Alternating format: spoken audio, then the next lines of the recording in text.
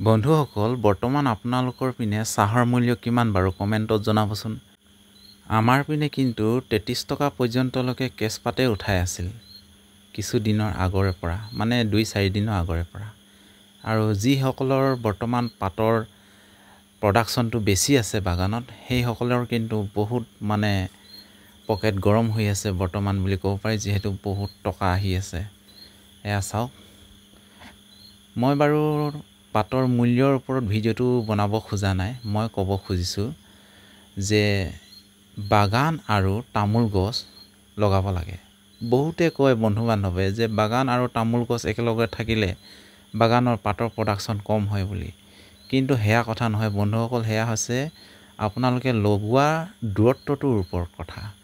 আপোনালোকে যদি ঘনকৈ লগায় তামোল গছ, তেতিয়াহ'লে নিশ্চয় সেয়া বাৰীখন আন্ধাৰ হ'ব, আৰু এন্ধাৰ হোৱাৰ কাৰণেই তাত মানে পাতৰ প্ৰডাকশ্যন কম হ'ব। কিন্তু এই বাৰীখন চাওক, এই বাৰীখন সম্পূৰ্ণ দূৰে দূৰে দিছে তামোল গছবিলাক, দূৰে দূৰে দিছে কাৰণে ইয়াত পাতৰ প্ৰডাকশ্যন চাওক ইমান সুন্দৰ।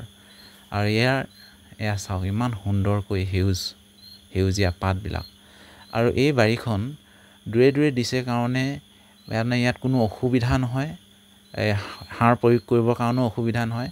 কিন্তু আপোনালোকক এটা কথা কওঁ যে যিসকলে তামোল গছ মানে বাগানৰ ভিতৰত ৰুব, সেইসকলে কিন্তু সেই 4-5 জোপামান এৰি দিব লাগিব। তাত মানে সাৰ প্ৰয়োগ কৰিব নালাগিব সেই চাহ কেইজোপাত। আৰু আজিকালিতো সাৰ প্ৰয়োগ যিহেতু ইউৰিয়া MOP কমকৈ প্ৰয়োগ কৰিবলৈ লৈছে কৃষক ৰাইজে, অৰ্গেনিক কৰিবলৈ কাৰণে চেষ্টা কৰি আছে সকলোৱে। আৰু চৰকাৰেও ৰাইজক বাৰম্বাৰ কৈ আছে অৰ্গেনিক কৰক আপোনালোকে বুলি। আৰু এটা কথা কওঁ যে এইবিলাক তামোল চাওক একদম তলৰ পৰাই লাগিবলৈ লৈছে এখন সুন্দৰ বাগানখন।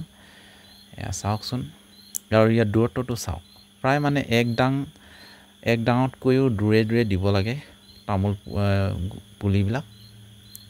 আৰু এচাম ওখ হোৱাৰ পিছতহে আকৌ এচাম লগাবলৈ চেষ্টা কৰিব লাগে। একেলগতেই বেছিকৈ লগাই দিব নালাগে, তেতিয়াহে ভাল হয়। আৰু পাতে পাতে লগাকৈতো কেতিয়াও লগাব নালাগে বাগানত, যিহেতু যদিহে বেছিকৈ মানে ঘনকৈ লগায় তেতিয়াহ'লে বাগান এন্ধাৰ হৈ যায় আৰু বাগানৰ প্ৰডাকশ্যনটো কম হৈ যায়। এয়া চব কিন্তু ইমান সুন্দৰ। আৰু বৰ্তমান পাতৰ ৰেট বজাৰত ভালেই আছে, সকলো ৰাইজে ভালকৈ পাই আছে। বৰ্তমান ফেক্টৰী ৰেটবিলাকতো আপোনালোকে জানেই নিশ্চয় যে ভাল ৰেটে দি আছে, কিন্তু হ'লেও বৰ্তমান পাতৰ প্ৰডাকশ্যনটো কম আছে ৰাইজৰ, যিহেতু সাৰ দি নিজৰ বাৰীখন নিজে বেয়া কৰিলে, নিজৰ ভৰিত নিজে কুঠা মৰাৰ দৰে হ'ল। বন্ধুসকল, আজিলৈ ভিডিঅ'টো ইমানেই। শেষলৈকে চোৱাৰ বাবে ধন্যবাদ।